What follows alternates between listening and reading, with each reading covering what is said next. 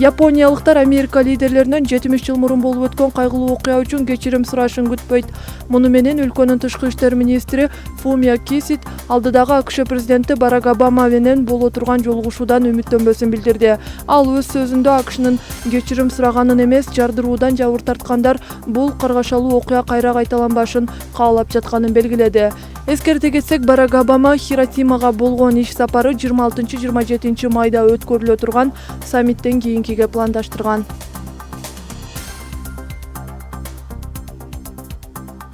Британиянын жашыруун чалгын кызматынын мурдагы башчысы Ричард Терлов миграцияны ооздуктоо чаралары көрүлбөсө, Европаны популисттик толкун коркунучу капташы мүмкүндүгүн билдирди.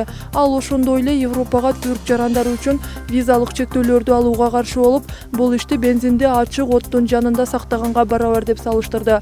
Британ жашыруун чалгын кызматынын мурдагы башчысынын сөзүнө караганда, Европага келип жаткан мигранттардын эсеби жакынкы 5 жылда миллиондоп саналышы ыктымал. Республикалык партиядан АКШнын президенттигине талапкер болушу көбүрөөк ыктымал болуп жаткан миллиардер Дональд Трамп мусулмандарды полиция менен кызматташып, экстремисттер тууралуу билдирүүгө чакырды.